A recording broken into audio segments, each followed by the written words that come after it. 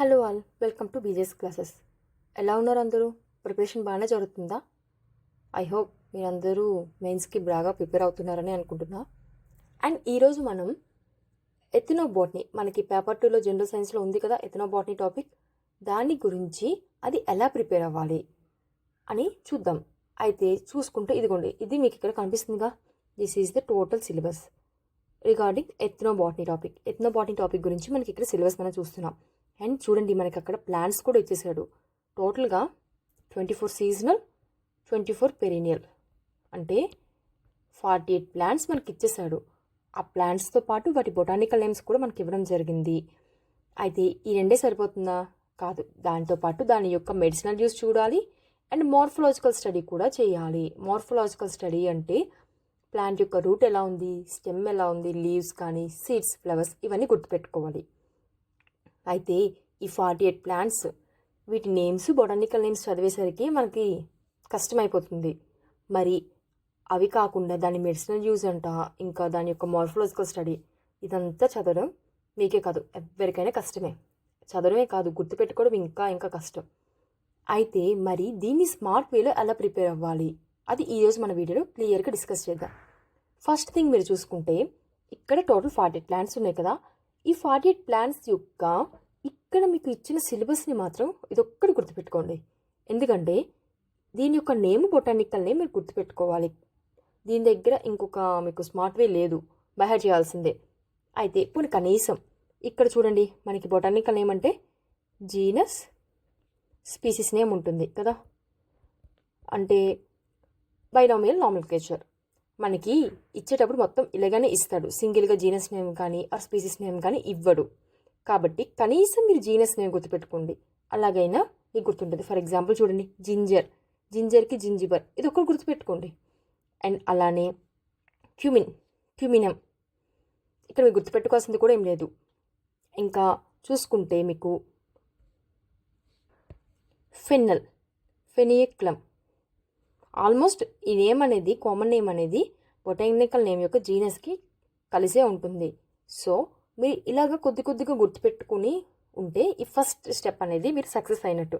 And also గుర్తుపెట్టుకోండి, ఇది మొత్తం బ్లైండ్గా ఫాలో అవ్వదు. ఎందుకంటే ఇక్కడ చూడండి, బబూల్కి అకాషియా నిలోటికా అని ఉంది. అండ్ ఆల్సో మనం చూసుకుంటే క్యాచుకి అకాషియా క్యాచు అని ఉంది.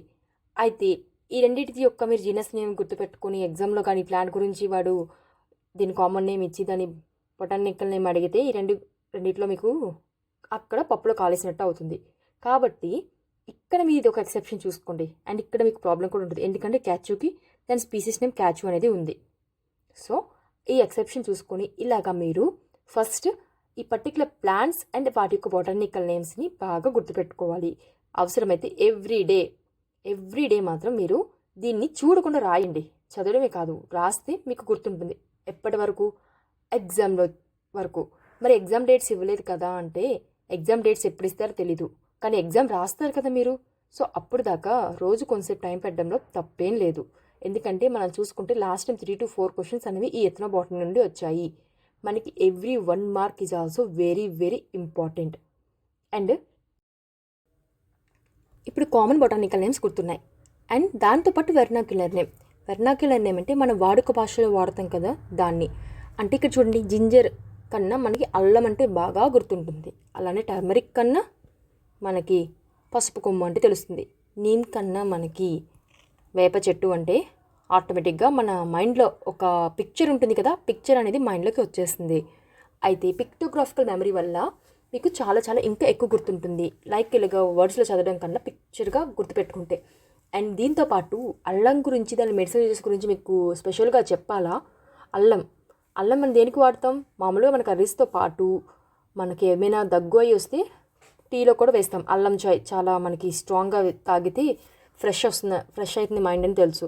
అండ్ అలానే ఎవరైతే డైజెషన్ ప్రాబ్లం అయినా లేకపోతే వామిటింగ్ సెన్సేషన్ ఉన్నా వాటి కోసం కూడా మనం అల్లం వాడతాం. సో ఇప్పుడు మీరు అల్లం యొక్క మెడిసిన్ యూజెస్ కొత్తగా చదవాలా? అవసరమే లేదు. ఎందుకంటే it is our kitchen science, like kitchen medicine.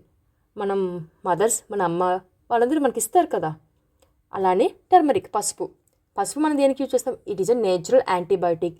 And అలానే పసుపు కొమ్ము మనం స్కిన్స్కి రాసుకుంటాం మనకి గ్లో కోసం.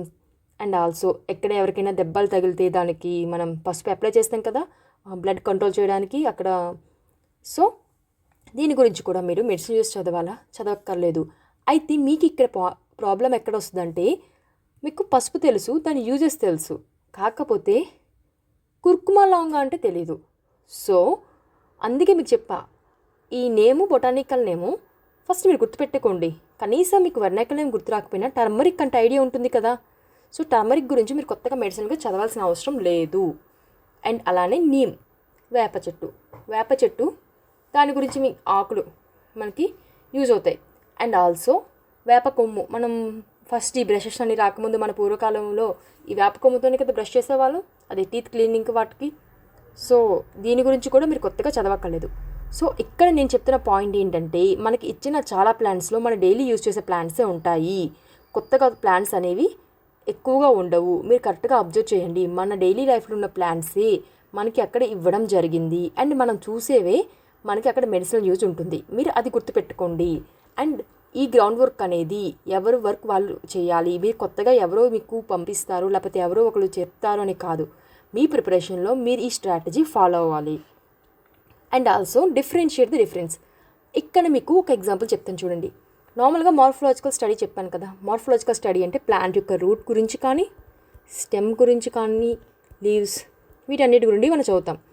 అయితే ఇక్కడ మీరు ఏది డిఫరెంట్గా ఉందో చూడాలి.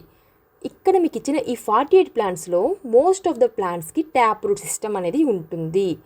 అయితే ఇదంతా గుర్తుపెట్టుకోవాలా ఎవ్రీ ప్లాంట్ది అంటే గుర్తుపెట్టుకోవద్దు, అస్సలు గుర్తుపెట్టుకోవద్దు. ఏది గుర్తుపెట్టుకోవాలి అంటే దేనికి ట్యాప్ రూట్ ఉండదు, దేనికి ఫైబ్రస్ రూట్ సిస్టమ్ ఉంటుంది, అది ఒకటి గుర్తుపెట్టుకోండి సరిపోతుంది. అంటే మీకు కంపారిటివ్లీ ఫైబ్రస్ రూట్ సిస్టమ్ అనేవి తక్కువ ఉంటాయి. ఈ 48 ప్లాంట్స్లో తక్కువ ప్లాంట్స్కి ఫైబ్రస్ రూట్ సిస్టమ్ ఉంటుంది. సో మీరు ఎక్కువ కన్నా తక్కువ గుర్తుపెట్టుకోవడం ఈజీ కాబట్టి అది గుర్తుపెట్టుకోండి. అండ్ అలానే మీరు కొన్ని ఫ్లవర్స్ చూసుకుంటే యూనిసెక్షువల్, బైసెక్షువల్. సో ఏ ఫ్లవర్స్ యూనిసెక్షువల్ అవి ఒక లిస్ట్లో పెట్టుకోండి, బైసెక్షువల్ ఏవో అవి ఒక లిస్ట్లో పెట్టుకోండి. సో మీకు అలా గుర్తుపెట్టుకోవడం ఈజీ అవుతుంది.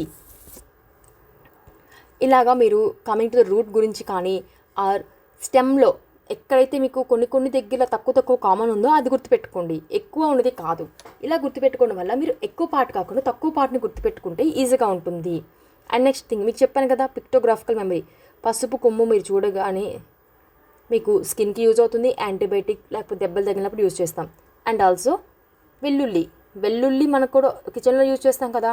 వెల్లుల్లి మనకు ఎవరికి నచ్చదు, మనం తినం, కానీ మన అమ్మలు ఏం చెప్తారు, వెల్లుల్లి తినండి గుండెకి మంచిది అంటారు. మనం చాలాసార్లు విన్నాం. సో దీని గురించి కొత్తగా చదవక్కలే. ఫర్ ఎగ్జాంపుల్ మనకి ఇక్కడ ఎగ్జామ్లో గార్లిక్ గురించి ఇచ్చారనుకోండి, హార్ట్కి యూజ్ అవుతుందని మనం ఈజీగా పెట్టుకోవచ్చు. అలాగే నీమ్, వేపాకు, దీని గురించి స్పెషల్గా చెప్పవసరం లేదు. Also curry leaves. ఇక్కడ మీకు కర్రీ లీవ్స్ అంటే దీన్ని మనం అక్కడ వాడు మనకి స్వీట్ నీమ్ అన్నాడు. స్వీట్ నీమ్ అంటే ఏం కాదు, మన కరివేపాకు ఉంది కదా, ఈ కరివేపాకు చెట్టు గురించి మనం కూరలో వేస్తాం. అండ్ ఆల్సో హెయిర్కి ఆ పేస్ట్ అప్లై చేస్తాం షైనీ కోసం. దీని యొక్క మెడిసిన్ యూస్ ఇక్కడే మీకు చెప్పేస్తా, ఇది మనం డైలీ లైఫ్లోనే వాడుతున్నాము. అండ్ అలానే మీరు ఇంకొకటి చూసుకుంటే coming to the medicinal use, మీకు ఇచ్చిన ఇక్కడ ఈ 48 ప్లాంట్స్లో మోస్ట్ ఆఫ్ ద ప్లాంట్స్లో మీకు చూస్తే కామన్గా మీరు ఏం చూస్తారంటే డైజెషన్కి యూజ్ చేయడం చూస్తారు. అండ్ ఆల్సో కఫ్, కోల్డ్ అన్నిటికీ ఉంటుందంటే అన్నిటికీ కాదు, మోస్ట్ ఆఫ్ ద ప్లాంట్స్ అనేది ఇది కామన్గా చూస్తాము. సో ఇది మీరు కొత్తగా చదవకండి. మరి ఇక్కడ ఏం చదవాలంటే డిఫరెన్షియేట్ చేయండి. ఇందాక మీకు చెప్పినట్టే ఫర్ ఎగ్జాంపుల్ ఇక్కడ మీకు కొన్ని ప్లాంట్స్ గురించి చెప్తాను చూడండి. ఇప్పుడు మీరు చూసుకుంటే సోయా ప్లాంట్ కానీ హార్జోర్ ప్లాంట్, ఈ 2 ప్లాంట్స్లో చూసుకుంటే ఈ 2 మనకి బోన్ హెల్త్కి ఇంపార్టెంట్. సో ఈ 2 ప్లాంట్స్ అలా గుర్తుపెట్టుకోండి. ప్లాంట్ పేరే కాదు, ఆ ప్లాంట్ యొక్క పిక్చర్ చూస్తూ గుర్తుపెట్టుకోండి. అంటే మీరు ఇలాగా ఒక దగ్గర రాసుకోండి. మనకి నార్మల్గా బోన్ హెల్త్కి మనకి సోయా హార్జోర్ అనేది ఇంపార్టెంట్. అండ్ ఆల్సో చూసుకుంటే షటావర్ ప్లాంట్ ఉంది కదా, ఇది ఫీమేల్ రీప్రొడక్టివ్ సిస్టమ్కి ఇంపార్టెంట్. అండ్ దాంతోపాటు మీకు పెరీనియల్ ప్లాంట్లో చూసుకుంటే నుక్స్వామ్ ప్లాంట్ ఉంది. ఇది ఎవరికైనా సెక్షువల్ వీక్నెస్ ఉందో ఆ ప్లాంట్ వాళ్ళ కోసం యూజ్ చేస్తారు. అయితే ఈ బోత్ దేనికి related to the reproductive system. So ఈ 2 ప్లాంట్స్ ఇలా గుర్తుపెట్టుకోండి. అలానే వచ్చా ప్లాంట్, వచ్చా వసపిట్ట అంటే మీకు వసపిట్ట అంటే తెలుసు కదా, వసపిట్టలా వాగుతున్నారు అది అని.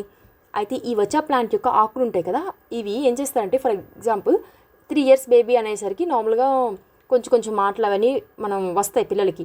కాకపోతే కొంతమందికి లేట్గా మాట్లాడతారు, పేరెంట్స్ భయపడిపోతారు, అమ్మో మా పిల్లలకి మాటలు రాలేదు ఎలా అని చెప్పి. అయితే అప్పుడు ఏం చేస్తారంటే ఈ వచ్చే ఆకు ఉంది కదా, అది తీసుకొచ్చి వాళ్ళ నాలికి రాస్తారు. రాయడం వల్ల ఏమవుతుందంటే ఈ నాలిక అనేది మందంగా ఉన్నది కొంచెం మందం తగ్గుతుందంట. ఆ మందం తగ్గడం వల్ల వాళ్ళకి మాట సరిగ్గా వస్తుంది వితౌట్ షటరింగ్, అంటే తడబడకుండా. సో అంటారు, లైక్ సామెత ఉంది, అంటే మన పూర్వీకులకు చెప్తూ ఉంటారు, ఈ వచాకు రాస్తే వసపెట్టలా వాగుతారు మాట్లాడుకుంటూ అని. సో మీరు అలా గుర్తుపెట్టుకోండి, మన డైలీ లైఫ్లో ఉన్నది. సో వచ చూసుకుంటే మనకి మెమరీ ఇన్హాన్స్కి, వాయిస్కి యూజ్ అవుతుంది.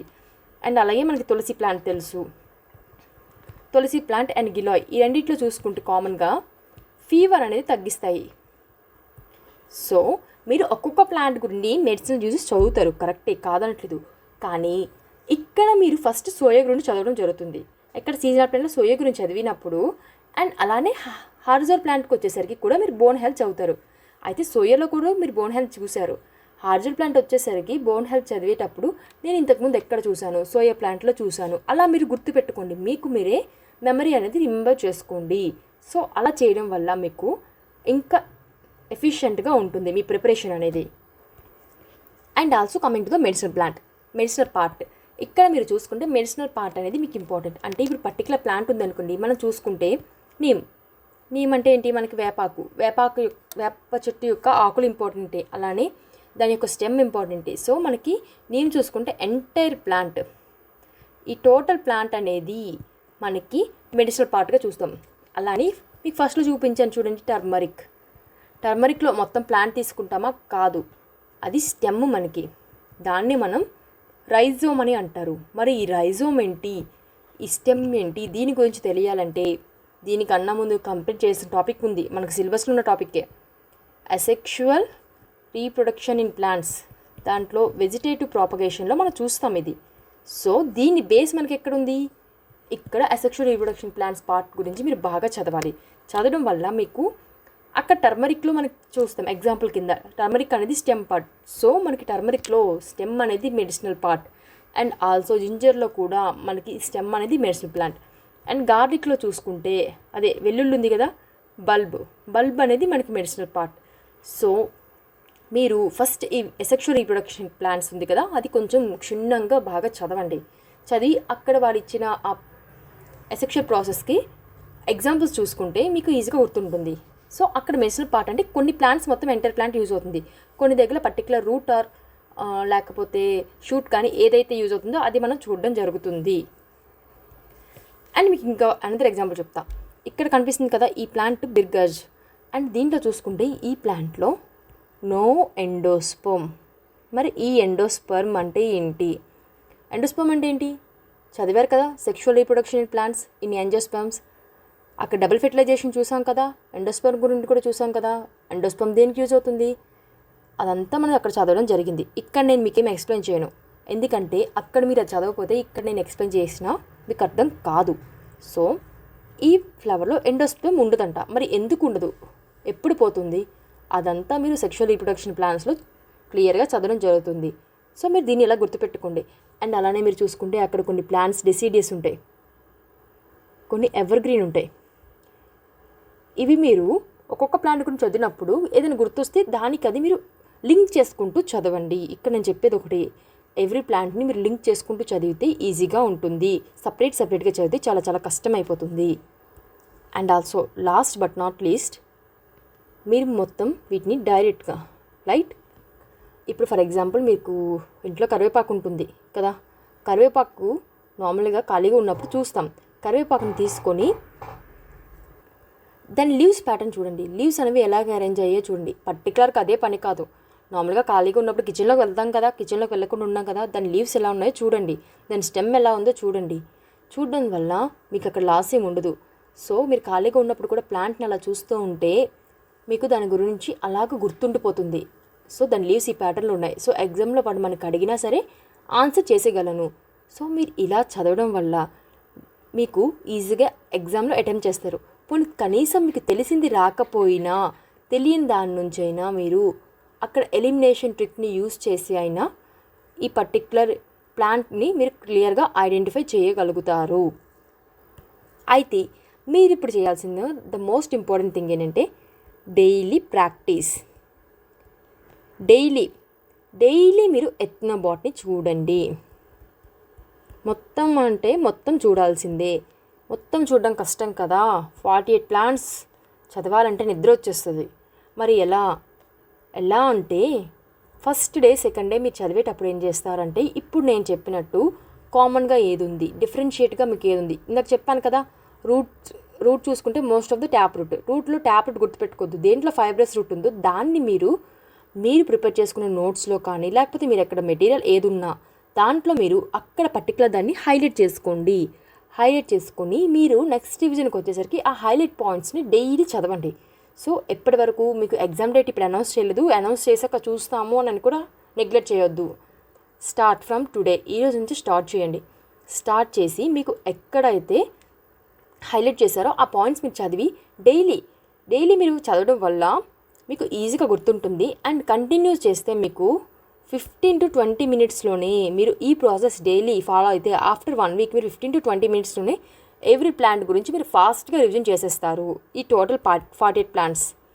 సో మీరు ఇలా ఎగ్జామ్ వరకు చేస్తే, అంటే ఎగ్జామ్ ముందు రోజు వరకు ఇలా చదివితే ఈజీగా మీకు ఎగ్జామ్ రోజు కన్ఫ్యూజ్ కాకుండా క్లియర్గా ఆ పర్టిక్యులర్ క్వశ్చన్ అనేది అటెంప్ట్ చేయడం జరుగుతుంది. గుర్తుపెట్టుకోండి, జనరల్ సైన్స్ నుంచి మనకి 50 మార్క్స్ ఉన్నాయి. 50 మార్క్స్ నుంచి మనకి ఎథ్నోబాటనీలో ఎన్ని క్వశ్చన్స్ వస్తాయో మనం చెప్పలేము. సో ఇక్కడ మీరు ఛాన్స్ తీసుకోవద్దు, కష్టం అనుకొని వద్దు. అంటే doing something is better then nothing కదా. సో మీ వరకు మీరు ప్రయత్నించి కొన్ని ట్రిక్స్తో ఇలా ఎథ్నోబాటనీ చదవడం వల్ల మీకు చాలా ఈజీగా ఉంటుంది. So this is my strategy regarding the ethnobotany. I hope మీరందరూ ఈ ట్రిక్స్ ఫాలో అయ్యి మీ ప్రిపరేషన్ అనేది పర్ఫెక్ట్గా ప్లాన్ చేసుకుంటున్నారని అనుకుంటున్నా. Thank you all.